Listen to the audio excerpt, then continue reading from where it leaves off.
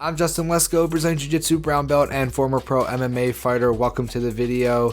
We had an incredibly busy weekend in combat sports featuring a classic striker versus grappler matchup in the UFC, Craig Jones's return to Polaris, IBJJF Nogi Worlds, Mason Fowler's continued dominance at Submission Underground, and mixed in we had potentially one of the greatest boxing heavyweight title fights of all time, which just begs the question, is boxing still the king of combat sports? Well, we're going to dive into all of that, but first, this video is brought to you by Manscaped. If you're looking to handle your basic downstairs grooming without making it a painful experience and without hacking yourself up, you need the all-new Lawnmower 4.0 trimmer. Up here is one of the most important things you could ever have in a trimmer, something called skin-safe technology.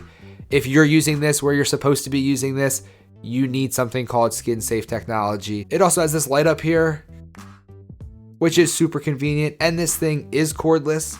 It is waterproof, which means that you can trim in the shower, which is super convenient for cleanup, and 90 minutes on a full charge. 90 minutes. No matter how hairy you are, 90 minutes is enough time to take care of business. As part of the Perfect Package grooming kit, the lawnmower is not the only tool Manscaped is sending you. If you're gonna look really good down there, you should smell good down there too. Enter in the Crop Preserver Ball Deodorant, which is gonna help you avoid odor all day long. Plus, they are sending you the Crop Reviver, which is a mist spray that has aloe vera in it, and it's good for those times throughout the day where you just need a little bit of refreshing down there. And on top of all of that, Manscaped is going to send you 2 free gifts when you use the code LESCO20 and pick up a brand new Perfect Package Grooming Kit 4.0. They're going to send you the anti-chafing boxer briefs, which a must-have. I love those things. And they're going to also send you this travel bag called the Shed, where you can keep everything nice and organized. Join more than 2 million men worldwide who rely on Manscaped for all of their grooming needs. Go to manscaped.com and use the code LESCO20 to get the Perfect Package 4.0 grooming kit, including the all-new Lawnmower 4.0, and make sure you use the code LESCO20 to take 20% off. Manscaped.com, coupon code LESCO20. The link is in the description below. For those keeping track at home, my cold, mostly better. I sound more normal, I guess. We had, as I said in the intro, a really busy, really good weekend. So let's jump right into it. And we'll start with IBJJF Nogi Worlds that allowed for the first time heel hooks. What a time to be alive. They announced back in January, that they'd allow heel hooks and leg creeps. And I think for the most part, everyone basically reacted like, yeah, it's about time. It was a fun tournament. We had a few of the usual suspects taking gold, like Gianni Grippo, Cyborg, Maisa Bastos, Elizabeth Clay, Rafael Guides. And by the way, Rafael Guides is on a really good run right now, and she is a lot of fun to watch. If you remember, she just won the Who's Number One championship a few weeks ago. She just hit double gold, winning her division and the open weight this weekend. Keep watching her. She's a lot of fun. There were some good highlights, lots of scrambles as you'd expect in a Nogi tournament, and even a few big slams, like when Gabriel Souza slammed Brandon Walensky and basically knocked him out. It was a very impressive double leg. In addition to some of the big names that we already knew, a few names that we maybe didn't know had big performances, like Joe Deerkissing pronunciation. It wouldn't really be this show if I don't butcher somebody's names, so sorry. He had a really good Pans a few months ago that included a really good match against Lucas Barbosa, and then he had a lot of good matches this weekend at Worlds. Also, Pedro Mourinho has only been a black belt for 6 months, but he still took home double gold this weekend. I mean, 6 months as a black belt and you're already hitting double gold at Worlds. It's crazy. It's crazy. Let's keep an eye on what he's going to do at black belt. It was a good tournament overall. It was a lot of fun. I love these tournaments. They can be stressful for me because I want to watch every match in the world, and that's just not really possible when there's hundreds of matches happening. So I do my best to go through and find the best matches that I can, but I'm sure that there's things I probably should have talked about that I missed. But for the sake of time, we're moving right along to the UFC. Mackenzie Dern versus Marina Rodriguez. Mackenzie's fake accent will always be hilarious to me. I would put a clip up of her talking, but I'm sure the UFC would hit me with a copyright strike, so I won't. But she has a fake accent. She's from Arizona, not Brazil. She speaks with a Portuguese accent. It's weird. I do really like her, fake accent aside. I also really like Marina Rodriguez, and I had a feeling since the first time I saw her fight that I think that she's going to maybe be a champion one day. And she looked like it in this fight. She looked like she could be a champion. Mackenzie Dern was the pre-fight favorite, but Rodriguez won the decision. Dern had a few very good moments where she showed just how high level her jiu-jitsu is, but she couldn't get the finish, and Rodriguez really picked Dern apart standing up. Which is why I thought it was a really weird strategy for Mackenzie Dern in the 5th round where, I mean, she had to know at this point she needed to finish Rodriguez to win, but she still stood up with her and exchanged with her until like the last 30 seconds of the round. She tried to take her down. Marina Rodriguez hung on to win. She survived some relentless attacking from Mackenzie Dern on the ground.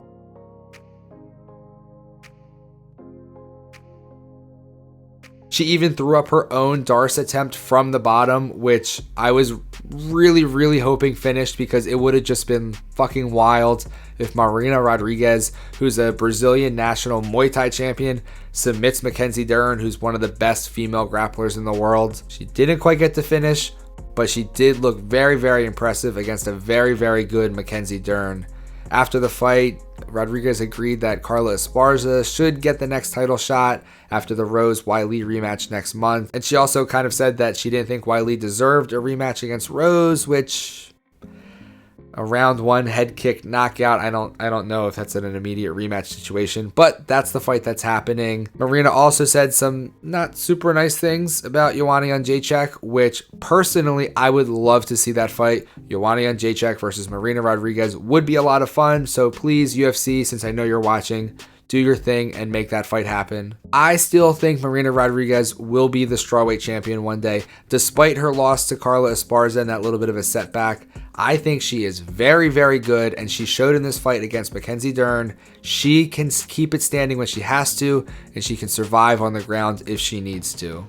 Let me know in the comments why you think I'm right, or more importantly, why you think I'm wrong. Other than the main event, the rest of this card wasn't very deep. I'm not going to say the fights weren't really good, because they were. There's just so much to cover this weekend, so I'm going to skip over the rest of the card and move on to Craig Jones, who fought Davey Ramos in Polaris. This fight was pretty boring. There was a lot of jockeying for position and not much happening aside from one really big scramble where they ended up tumbling out of bounds. Craig Jones got the win. I was glad to see him back competing for Polaris. I know he wants Polaris to do a 205 division because I think he cut to 185 for this, and he did not look like he enjoyed himself in that cut, but Craig Jones gets the win.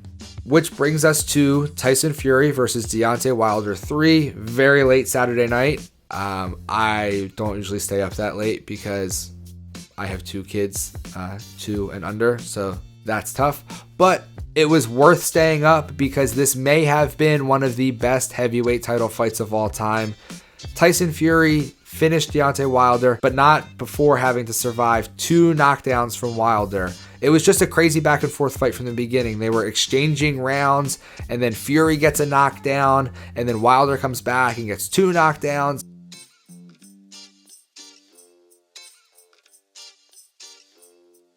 And then Fury ends up finishing him. It was really funny to me. I mean, maybe funny is not the right word, but they kept putting the live betting odds on the screen. And at one point after the Fury knockdown early in the fight, Fury was like a minus 3,000 favorite to win. And then Wilder gets a knockdown, and then Fury's like a minus 300 favorite to win. And then Fury gets a knockdown, and he goes back up to being this huge favorite. And it just shows you how crazy back and forth the fight was, that a lot of times when someone's an underdog and the fight's going their way, they become more and more of an underdog, and then the fight ends. But this was such a, like an accordion back and forth of the odds, swinging both sides. It was just a lot of fun, and Tyson Fury is a better fighter than Deontay Wilder. I thought despite that crazy knockdown in the first fight by Wilder, I thought Fury won that fight. Fury decisively won the second fight. He decisively won the third fight, if not having to survive a few scares. Tyson Fury has this incredible ability to get knocked down and get back up and not just hang on to survive, but stay aggressive, pursue his opponent even after getting knocked down.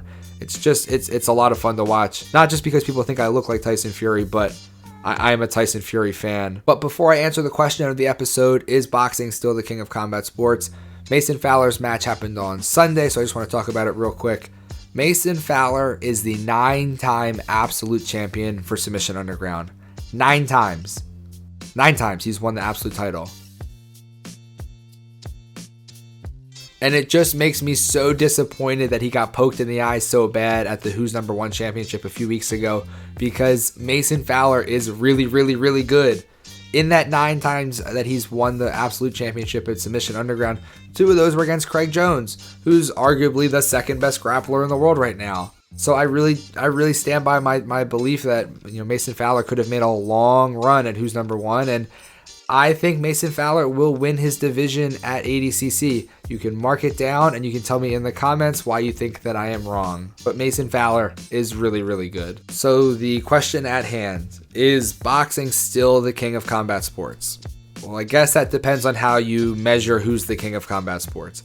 Is it in terms of fighter pay? Probably yes. We all know how much boxers make for main events, and we know how that compares to the UFC fighter pay, and we know how jiu-jitsu athletes are lucky if they get 10 to 20K for headlining a big event. So yeah, boxing has the edge there. Pageantry and costumes? Well, yeah, we saw this weekend. Both Deontay Wilder and Tyson Fury had extravagant ring entrances. Deontay Wilder, as usual, had his weird mask on and a weird robe costume thing, and he's got a rapper walking down with him performing a song as he comes to the ring. Tyson Fury had this really weird, like, male belly dancer guy, and then came out wearing a Roman gladiator soldier costume. Okay, I don't know why they do that in boxing. You don't see that in the UFC. In Jiu-Jitsu, you don't really see that at all either. Maybe someone will dance a little bit on the way to the mat, but that's about it. Mainstream awareness? Maybe. I mean, I guess you could say more people know what boxing is than know what MMA is, and definitely more people know what boxing is than know what Jiu-Jitsu is. Real life applicability? No. Jiu-Jitsu is still the king in a fight. If you're only a boxer and you're fighting only a Jiu-Jitsu athlete, you're going to lose. You're going to get beat up. And just because Mackenzie Dern lost a striker versus grappler match doesn't mean Jiu-Jitsu is lesser to boxing. Marina Rodriguez is just really, really good. Will the UFC ever supplant boxing as the mainstream king of combat sports? I don't know. I think we're trending in that right direction. I think it will happen. Boxing has like a 100-year history and the UFC has like a 20-something year history. Will Jiu-Jitsu ever be the most mainstream combat sport? Don't think so. I really hope so, because I'm a Jiu-Jitsu person. That's what I really hope. Do you think boxing is still the king? Let me know in the comments. I think we could get to a point where the UFC takes over and boxing fades more away. I don't know. I suppose we'll have to stay tuned. Thank you so much for watching. I hope you enjoyed this video. If you did, please smash that thumbs up button, and why not subscribe to the channel while you're down there. Thank you to Manscaped for sponsoring the video. Make sure you check them out via the link in the description and use the code LET'SGO20 to get 20% off the Perfect Package Grooming Kit 4.0. Thank you so much for watching. I will see you all in the next video.